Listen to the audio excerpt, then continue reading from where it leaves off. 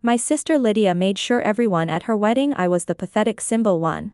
She seated me at the reject table, introduced me as still looking for someone, and even had her bridesmaids whisper about my sad love life. But when a mysterious stranger whispered, "Act like you're with me," what happened next turned her perfect day into my perfect revenge. If you've ever been humiliated by a family who thinks being single makes you less than, hit that like button.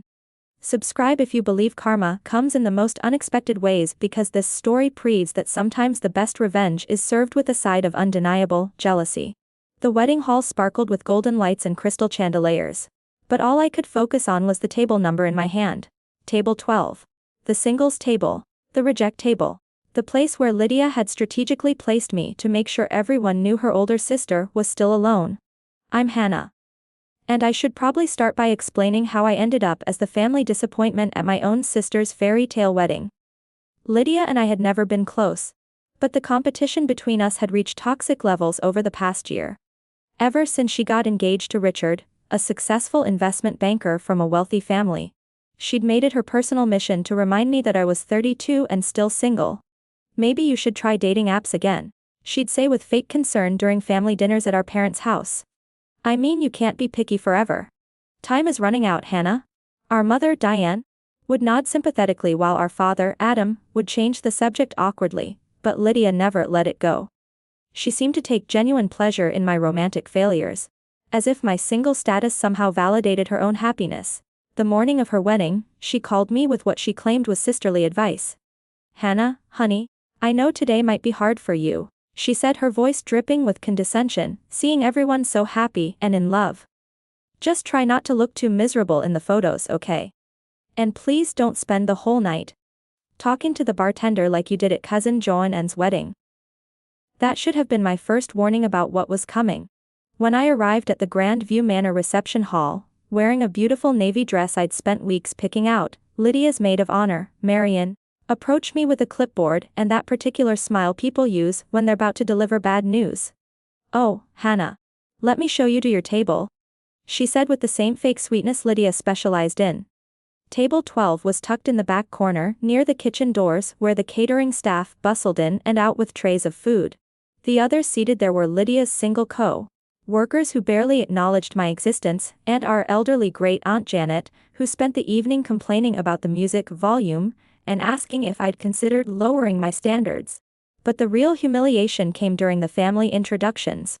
The reception was in full swing when Lydia decided to parade me around like a cautionary tale. She grabbed my arm and pulled me toward Richard's relatives. Sophisticated-looking people who clearly came from money. "And this is my sister Hannah," Lydia announced, her arm around Richard's shoulder like she was claiming territory.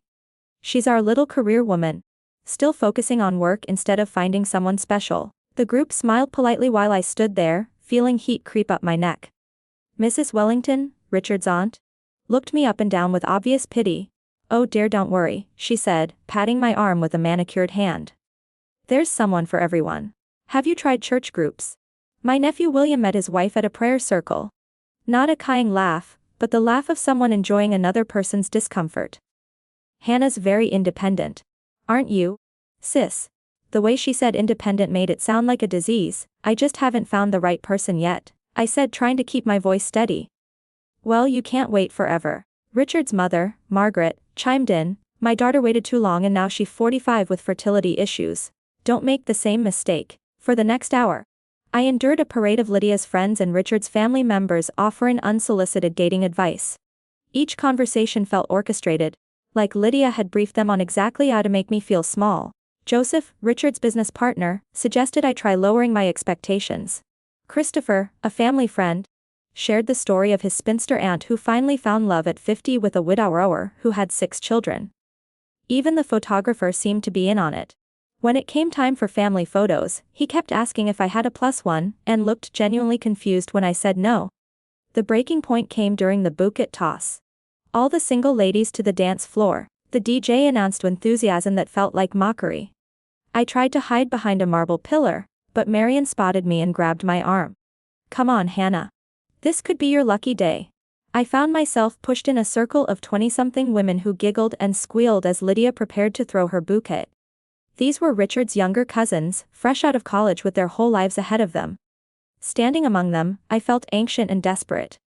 Lydia looked directly at me, smirked, and deliberately threw the bouquet in the opposite direction. A 20-year-old named Chloe caught it while the crowd cheered. Lydia hugged her and announced loud enough for everyone to hear. "Looks like Hannah will have to wait a little longer." The laughter that followed felt like glass scraping against my skin. I saw people looking at me with that mixture of pity and relief that's from witnessing someone else's humiliation. I retreated to my table, fighting back tears of rage and embarrassment. This was supposed to be a celebration of love, but Lydia had turned it into a public execution of my self-esteem. That's when I seriously considered leaving, just disappearing before anyone noticed I'd gone. Before I gave Lydia the satisfaction of seeing me cry, I was gathering my purse when a deep voice spoke quietly behind me. "I'd like you're with me." I turned around, startled, to see a man in an impeccably tailored charcoal suit. He was tall, probably 6'2", with dark hair and the kind of confident presence that made people notice him across a room. His eyes were kind but determined, and there was something magnetic about the way he carried himself. "Excuse me," I whispered back. "Your sister just spent 10 minutes telling my business associate about how worried she is about you being alone," he said, sliding into the chair next to me with fluid grace. "I'm guessing you didn't ask her to share your personal life with strangers." He was right. I could see Lydia across the room, gesturing in my direction while talking to a group of Richard's colleagues, probably explaining how sad it was that I couldn't find anyone to love me. "You don't mind, do you?" he asked, though his tone suggested he was already committed to whatever plan he had in mind. I shook my head, too surprised to speak. For the first time all evening, I didn't feel invisible. "I'm William," he said, extending his hand with a warm smile. "Richard's cousin from Boston, and you're Hannah, the sister who apparently needs saving from eternal spinsterhood." Despite everything, I laughed. "That's me, the family charity case." "Well, not anymore," he said with a smile that was both reassuring and slightly mischievous. William draped his arm casually along the back of my chair and leaned in to speak to me like we'd known each other for years. Almost immediately, I noticed heads turning in our direction. Lydia, mid-conversation with the wedding planner, did a double take when she saw us. Her smile faltered for just a moment before she excused herself and started walking toward our table, her train trailing behind her like a weapon. "Hannah," she called out, her voice an octave higher than usual. "I didn't know you knew William." "Old friends," William said smoothly, his hand touching mine on the table. "We lost touch for a while. But you know how these things go." Lydia's eyes narrowed slightly, her perfect wedding composure cracking just enough to show her confusion. "Really? Hannah never mentioned you." "I try to keep my private life private," I said, finally finding my voice and some of my confidence. "You know how I am about work-life balance." The irony wasn't lost on me. Lydia had spent the entire evening brave a love life, and now she was fishing for details about a relationship that didn't exist. "How wonderful," Lydia said, though her tone suggested it was anything but. "How long have you two been reconnecting?" "Long enough," William said with a smile that gave away nothing and everything. As Lydia walked away, clearly frustrated by the lack of information, William turned to me with a conspiratorial whisper. "She looks like she just bit into a lemon," he said. I couldn't help but smile. "She's not used to not knowing everything by life or having me upstage her in any way." "Good," he said. "Let's keep her guessing." For the next hour, William played the part perfectly. He brought me drinks from the bar, laughed at my jokes, and touched my hand just enough to make our connection believable. But more than that, he actually listened when I talked. He asked about my work in marketing, my love of hiking, and my recent trip to Ireland. "You're not what I expected," he said during a quiet moment between songs. "Based on your sister's description, someone desperate and pathetic," he said bluntly. "Instead, I'm sitting with someone intelligent, funny, and honestly, I can't figure out why you're single." "Because I have standards," I said without thinking. He laughed. A genuine warm sound that made something inside my chest loosen. "Good for you." By this point I was openly staring at our table. I could see her whispering to Marion, who kept glancing over at us with obvious curiosity. Richard's family members, who had Pi Day earlier, were now looking at William with interest and approval, clearly recognizing his social status, and wondering how I'd managed to land so obviously successful. The revenge was already sweeter than I'd imagined. But William wasn't done. When the band started playing slow songs, he stood up and extended his hand with a confident smile. "Dance with me," he said. It wasn't a question. On the dance floor, with his hand on my waist and mine on his shoulder, I felt the eyes of every guest who had offered me unsolicited dating advice. But instead of feeling exposed, I felt protected. William moved with the kind of natural rhythm that suggested he'd grown up taking dancing lessons, and being in his arms felt surprisingly natural. "Your sister is watching," William murmured as we swayed to the music. "I know," I said. "She looks like she's going to explode." Mission accomplished. I looked up at him. This stranger who had given me back my dignity with a simple gesture. Almost, that's when Lydia made her move. "Mind if I cut in?" she said, appearing beside us with Richard in tow.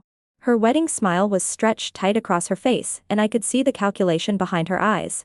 "Actually, yes," William said politely but firmly. "We're having a moment." Lydia's face went through several expressions before settling on forced brightness. "Of course. I just wanted to say how happy I am that I finally found someone. We were all so worried about her." "Were you?" William asked, his tone neutral, but his eyes sharp. "Because from what I've observed tonight, it seems like you've been more interested in broadcasting her single status than supporting her." The directness of his statement left Lydia speechless for a moment. Richard shifted uncomfortably beside her, clearly sensing the tension, but not understanding its source. We just want what's best for Hannah," Lydia stammered, her composure cracking. "Then maybe treat her with the respect she deserves, instead of using her love life as entertainment for your wedding guests," William said calmly. I had never seen Lydia look so rattled. Her perfect wedding confidence was completely shattered. And for the first time all evening, she was the one who looked small. "I don't know what Hannah told you, but she didn't have to tell me anything," William interrupted. "I have eyes. I can see how you've been treating her all evening." Richard finally stepped in, clearly uncomfortable with the confrontation. "Maybe we should let them get back to dancing." As they walked away, Lydia's composure was completely destroyed. I could see her frantically whispering to Marion, probably trying to figure out who William was and how I'd managed to land someone so obviously out of my league. "That felt really good," I admitted as we continued dancing. "We're not done yet," William said with a smile that made my heart skip. For the rest of the evening, William made sure I was never alone. When dinner was served, he requested that we be moved to a better table. Something about his dietary restrictions requiring him to be closer to the kitchen. The staff, clearly knowing who Richard's family was, accommodated us immediately. Our new table was in center, where everyone could see us laughing and talking like a real couple. Lydia's friends, who had ignored me earlier, suddenly wanted to chat and meet William. Richard's relatives, who had pied me, now treated me with newfound respect and curiosity about mysterious boyfriend. Mrs. Wellington, who had suggested church groups earlier, now wanted to know all about William's family background. When she learned he was a successful tech entrepreneur with an MBA from Harvard, her attitude toward me changed completely. "Hannah, you dark horse," she said with genuine admiration. "You never mentioned you were seeing someone so accomplished." But the final act of revenge came during the garter toss. When Richard prepared to throw the garter to all the single men, William stepped forward with the confidence of someone alone exactly where he was. "Wait," Lydia called out desperately. "William, you're not single." William looked at me, then back at Lydia with a mysterious smile. "Actually, and I are taking things slow, getting reacquainted." The garter landed directly in his hands. Whether by luck or Richard's aim, I'll never know. But the symbolism wasn't lost on anyone, especially Lydia. According to tradition, William was supposed to place the garter on the leg of whoever caught the bouquet. But that young cousin Chloe had left early. "Looks like we need a volunteer," the DJ announced. William looked at me with a question in his eyes. I nodded. The crowd cheered as I sat in the chair, and William knelt before me, sliding the garter onto my leg with a gentleness that felt surprisingly intimate for an act of pretense. The moment felt charged with possibility, and I found myself wondering if the chemistry between us entirely fake. Lydia's face was a mask of barely controlled fury as she watched her single, pathetic sister become the center of positive attention at her own wedding. As the evening wound down and guests began to leave, William walked me to my car. The parking lot was quiet, away from the watchful eyes of wedding guests of my family. "Thank you," I said, finally alone with him. "I know tonight was just an act, but you saved me from the most humiliating experience of my life." "What makes you think it was just an act?" he asked, his expression serious. My heart stopped. Because you don't even know me. I know enough, he said, stepping closer. I know you're kind, even when people don't deserve it. I know you're strong enough to endure a night of humiliation without fighting back. I know you're beautiful inside and out. And I know your sister is an idiot for not seeing how lucky she is to have you as fattening. I felt tears threatening, but this time they weren't from humiliation. William. I know this started as a rescue mission, he said, but somewhere between the first dots and now, it stopped being pretend for me. He handed me a business card with his personal number written on the back in elegant handwriting. If you want to see me again, not for revenge, not to prove a point, just because you want to, call me. I took the card with shaking hands. What if I want to call you tonight? He smiled, that same confident smile that had first caught my attention. Then I'll answer. 3 months later, William and I were officially dating. 6 months after that, we moved in together. And exactly 1 year after Lydia's wedding, he proposed to me in the same hotel where we'd first met. Lydia's reaction to our engagement announcement was everything I could have hoped for. The sister who had spent years making me feel inadequate for being single was now forced to watch me plan a wedding with a man who clearly adored me, and who came from an even wealthier family than Richard. But the real revenge wasn't in proving Lydia wrong about my worthiness of love. It was in realizing that I didn't need her validation anymore. William's respect and genuine affection had shown me what I deserved, and I was never going to settle for less again. Our wedding was smaller than Lydia's, but infinitely more joyful. Instead of using the occasion to humiliate anyone, we celebrated with people genuinely wanted us to be happy. Lydia gave a speech as my maid of honor, something she'd insisted on despite our complicated history. She talked about how happy she was to see me find love. How William was clearly perfect for me. How she'd always known I'd find someone special. The revisionist history was breathtaking. But I didn't care anymore. I had something more valuable than her approval. I had someone who saw my worth from the very beginning. Lydia's wedding was the worst night of my life. Her cruelty showed me how I'd been allowing people to treat me. But it also led me to William. Without her humiliation, I never'd have been vulnerable enough to accept help from a stranger. Sometimes the people who hurt us them exactly what we need to change our lives. Lydia wanted to make me feel small and pathetic. Instead, she created the circumstances for me to meet my future husband. The irony is perfect. In trying to prove I was unlovable, she delivered me directly to the love of my life. If this story reminded you that the best revenge is living well, hit that like button and subscribe for more incredible stories of karma and unexpected love. Have you ever had someone's cruelty backfire spectacularly? Share your story in the comments. Sometimes the universe has a sense of humor about justice, and sometimes that humor leads to happiness ever after.